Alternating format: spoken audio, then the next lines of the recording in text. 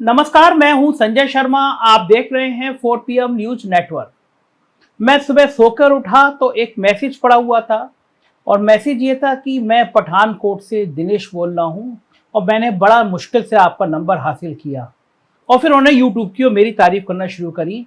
अब आप सोचोगे मैं अपनी ब्रांडिंग कर रहा हूँ, लेकिन देखिए मेरे संग जो होता है मुझे अच्छा लगता है कि मेरे दर्शकों को जानना चाहिए कि मैं यूट्यूब किन हालातों में चला रहा हूँ। उत्तर प्रदेश की राजधानी लखनऊ में बैठा हूँ, ये लोगों को थोड़ा चौंकाता है कि यहाँ लखनऊ में बैठ के मैं सब बोल पा रहा हूँ। तो क्या क्या रिएक्शन हो रही है मैं चाहता हूँ ये मेरे दर्शक भी जानते रहे। तो वो पठानकोट से फोन था और उम्र उनकी मेरे ख्याल से बाद में उनका जो फोटो उन्होंने भेजा तो 65-70 साल के रहे होंगे। और कहा उन्होंने कि संजय जी मुझे आपके यूट्यूब की लत लग गई है। मैं रात को सोता हूँ तो आपका वीडियो देखता हूँ, सुबह उठता हूँ तो वीडियो देखता हूँ, जितने सहज भाव से आप बात करते हैं। और फिर उन्होंने ये भी बताया कि बड़े कारोबारी हैं, एक बेटा उनका स्विट्जरलैंड में सेटल्ड है, एक बच्चा कनाडा में सेटल्ड है और काफ़ी आर्थिक रूप से मजबूत हैं। मेरा अकाउंट नंबर भी लिया और मुझे थोड़ी सी आर्थिक सहायता भी भेजी, उनके लिए शुक्रिया बहुत बहुत। पैसे की जरूरत सबको रहती है, मुझे भी रहती है, सरकार तो देगी नहीं इन हरकतों में मेरी। अगर सच सच ना बोलो तो सरकार भी पैसा देती है, लेकिन सच ना बोलूं तो आप लोगों का प्यार नहीं मिलेगा। तो सच बोलना ज़्यादा इंपॉर्टेंट है। पैसे आए या ना आए अलग विषय, सरकार नहीं देगी तो दिनेश जी जैसे भाई लोग पूरी दुनिया से कुछ ना कुछ सहयोग करते रहते हैं। शुक्रिया दिनेश जी। और मैंने दिनेश जी का जिक्र इसलिए किया कि जो लोग पूछते हैं कि आप इतने खतरे क्यों उठाते हैं, तो मेरी ये ऊर्जा इसलिए बढ़ जाती है कि दूर पठानकोट में बैठा एक व्यक्ति जिसको मैं जानता भी नहीं, वो वीडियो मेरा देखता है, मेरा फैन है। और कैसे नंबर कैसे तलाश किया, एक स्क्रीनशॉट में लगा रहा हूँ। फेसबुक पर लिखा उन्होंने कि अगर कोई 4 PM वाले संजय शर्मा जी का मोबाइल नंबर जानते हो तो भेज दो। तो ये भी एक नई मुहिम थी, उन्होंने 4 PM वाले संजय शर्मा जी लिख के फेसबुक पे कहा और फिर किसी ने नंबर भेजा तो उनसे बात हुई। खैर शुक्रिया दिनेश जी, ये प्यार और ये हौसला बहुत ताकत देता है। हम बात अब आज मुद्दे की करते हैं। भारत की सेना मुझे बचपन से बहुत अच्छी लगती थी, सभी को अच्छी लगती है, प्रधानमंत्री जी को भी अच्छी लगी। प्रधानमंत्री जी ने कहा कि उनका भी बचपन में सेना में जाने का मन था। सेना मुझे लगता है कि हर थोड़ा सा भी बच्चा एक्टिव है तो उसको सेना अच्छी लगती है। सेना होती भी बहुत अच्छी है। वो सैनिक जो देश के लिए अपना सब कुछ अर्पण करने को तैयार रहते हैं। सोचिए आप, लद्दाख गया था मैं अपने परिवार के साथ घूमने गया, 12-13 दिन मैंने वो लेह लद्दाख सारी वहाँ की घाटियाँ देखी और मेरे को जो फौजी थे ना सैल्यूट करने का मन कर रहा था।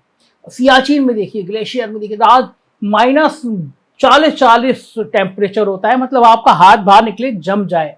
वहां खड़े होते हैं क्योंकि देश की सीमाएं सुरक्षित रखना है। मैं और आप अपने घर में चैन से सो पाते हैं क्योंकि एक जवान सेना पे खड़े होकर अपनी जान देने को तैयार है, क्योंकि मेरा देश सुरक्षित रहे, मेरे देश की सीमाएं सुरक्षित रहें। किस दुनिया के किस मुल्क में ऐसे दीवाने लोग मिलते हैं।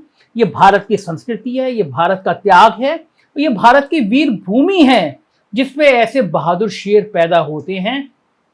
अपने संस्कृति की रक्षा के लिए गुरु गोविंद सिंह अपने बच्चों को दीवार में चिनवा देते हैं और आज के दौर में सियाचिन में एक व्यक्ति -40 डिग्री टेम्परेचर में बंदूक लेके आपके और आपके परिवार की रक्षा के लिए खड़ा होता है। तो सैल्यूट है सेना को। अब सेना में भर्ती को लेके बवाल चल रहा है। अग्निपथ अग्निवीर आग लगाए हुए हैं, गुस्से में हैं। कारण क्या है उनको समझ में आ रहा है कि सेना ने के नाम पर, भर्ती के नाम पर देश की सरकार ने उनको धोखा दे दिया। दरअसल बेरोजगारी दर लगातार बढ़ती चली जा रही है देश में। पिछले 45 सालों का बेरोजगारी का स्तर रिकॉर्ड टूट गया है। इतनी बेरोजगारी कभी नहीं रही।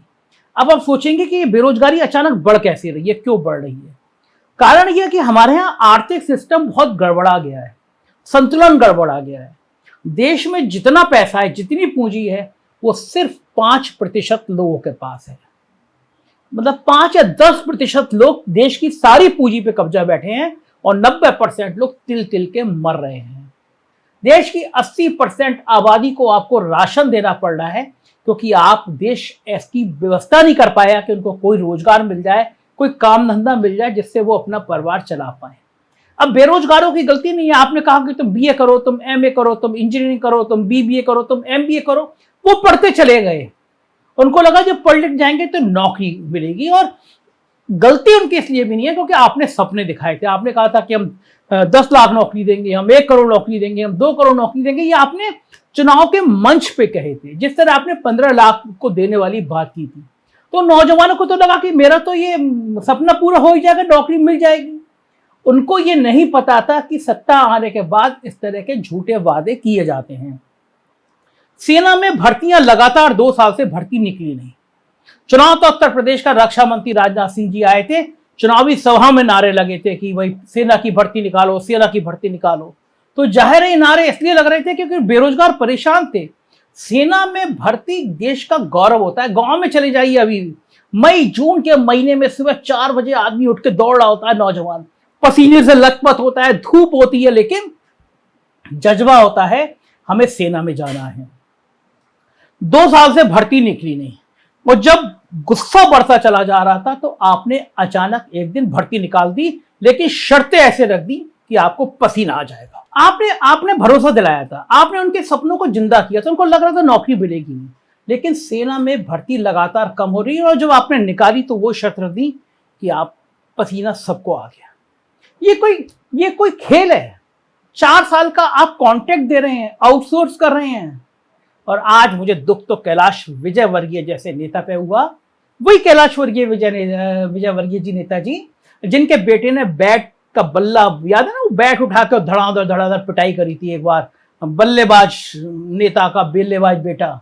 इस तरह के वो कई सारे विवादों में रहे भी हैं।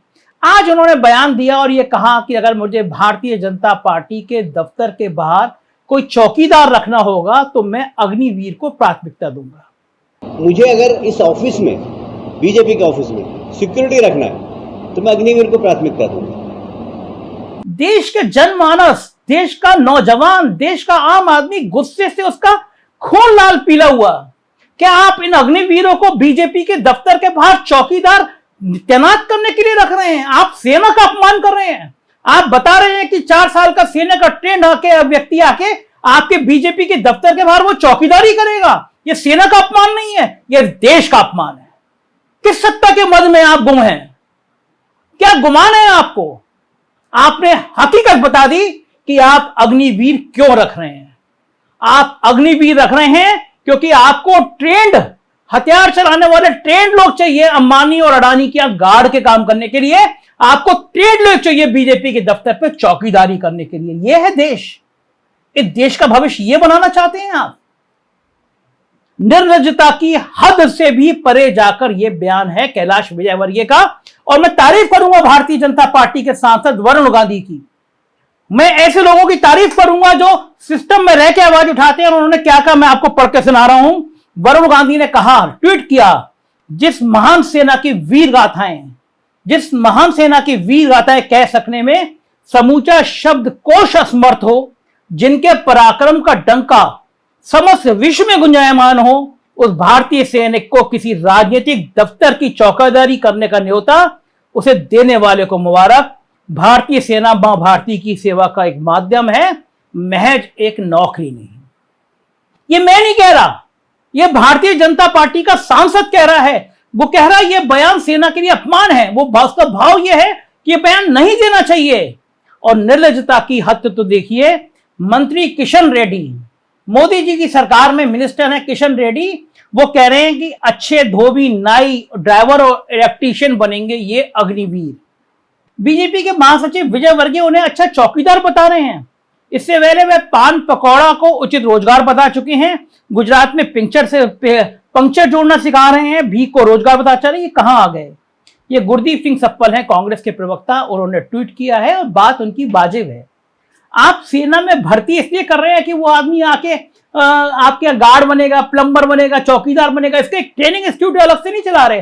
कौशल विकास योजना आपने किसके लिए चलाई थी? आप देश की सेना में 4 साल एक व्यक्ति को कठिन तपा रहे हैं, उसको हाड़ बांस की ठंड में भेज रहे हैं, और उसके बाद कह रहे हैं तुम बीजेपी की दफ्तर में चौकीदारी करना, तुम प्लम्बर का काम करना। क्या चाह रहे हैं इस मुल्क में? 300 करोड़ से ज्यादा का नुकसान हो चुका है। दर्जनों ट्रेनों में आग लगाई जा चुकी है। आप इस देश की युवा शक्ति को बहुत कम करके आकलन कर रहे हैं। जब नौजवानों का गुस्सा फूटता है तो बड़े से बड़े तानाशाह धराशायी हो जाते हैं। देश की बड़ी से बड़ी हुकूमतें हिल जाती हैं। मत भड़काइए नौजवानों को, वक्त है आप इनको सांत्वना दीजिए, इनसे संवाद कीजिए, इनसे बातचीत करिए, इनसे भरोसा दिलाइए कि इनकी जिंदगी के बेहतर रास्ते अपनाए जा रहे हैं। क्या मजाक है? आपने एक योजना लॉन्च करी, रक्षा मंत्री राजनाथ सिंह आए, उन्होंने प्रेस कॉन्फ्रेंस करी, तीनों सेनाओं के प्रमुख को बुलाया और ऐसा पंपर शो किया कि सेना में और यो जवानों के लिए इससे बेहतर ना कभी पहले था, ना कभी आगे कभी कुछ होगा। क्या आपने कुछ पढ़ाई नहीं करी? आंदोलन के बाद एक के बाद आप एक जिस तरह की रियायतें दे रहे हैं, आंदोलन भड़का, आपने कहा हमने उम्र सीमा 2 साल बढ़ा दी, आंदोलन भड़का, आपने कह दिया हमने केंद्रीय बलों में 10% आरक्षण कर दिया, आंदोलन भड़का तो आपने कहा 1 करोड़ रुपए देंगे अगर मौत हो गई। ये डील कर रहे हैं आप, ये चारा फेंक रहे हैं। और आज तो हद हो गई जब सेना के प्रमुखों को बुला के आपने उनसे नेताओं की तरह आचरण करके दिखवा दिया। सेना का बड़ा अफसर लगभग थ्रेट वाली भाषा में कह रहा है कि अगर कोई व्यक्ति अग्निवीर योजना, अग्निपथ योजना के विरोध में प्रचार करते हुए पाया गया तो सेना में भर्ती नहीं होगा। हम पुलिस से वेरिफिकेशन करेंगे, अगर विरोध वाले उसमें झुंड में चेहरा नजर आ गया तो वो सेना में भर्ती नहीं होगा। धमकी दे रहे हैं आप, वो भी सेना के अफसरों से धमकी दिला रहे हैं, डरा रहे हैं नौजवानों को। जो काम प्यार से करना चाहिए वो आप धमकी से क्यों कराते हैं, मैं आज तक यह नहीं समझ पाया। आप धमकी देते हैं सीबीआई की, आप धमकी देते हैं ईडी की, और आज सेना के अफसर धमकी दे रहे हैं नौजवानों को।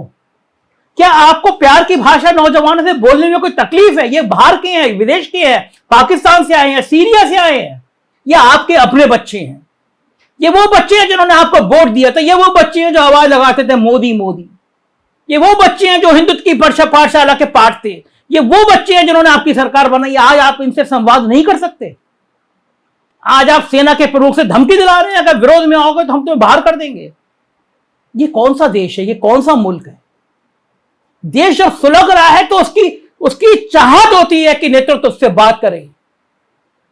क्या जरूरी है आंदोलन को इतना लंबा खींचना, किसान आंदोलन की तरह खींचना कि आपको घुटनों को बुलाना पड़े? जिस तरह किसानों का बिल आपको वापस लेना पड़ा उस तरह आपको अग्निपथ योजना वापस लेनी पड़े। क्यों चाहते हैं उससे पहले देश में आग लगाना कि दर्जनों गाड़ी फूक जाए, सैकड़ों करोड़ का नुकसान हो जाए? संवाद करिए, समझाइए।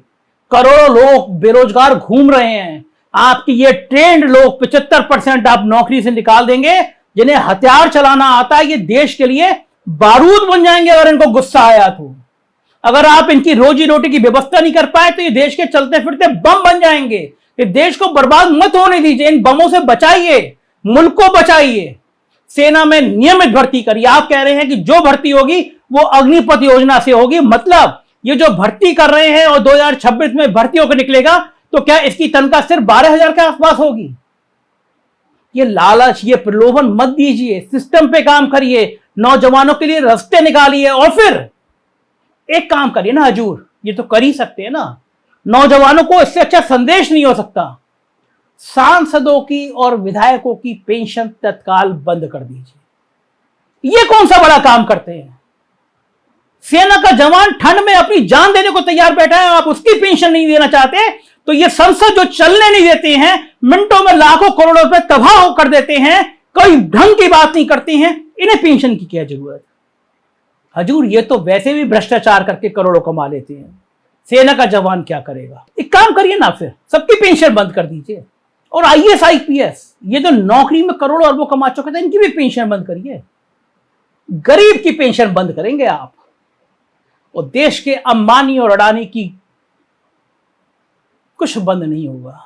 हर मिनट में करोड़ों की संपत्ति बढ़ती है उनकी। नौजवान पूछ रहा है कि जब पैसे नहीं है तो देश में 20,000 करोड़ की नई संसद क्यों बन रही है और हजारों करोड़ रुपए का प्रधानमंत्री का नया हवाई जहाज क्यों आ रहा है? जवाब तो आपको देना पड़ेगा, इस मुल्क को देना पड़ेगा, इन नौजवानों को देना पड़ेगा।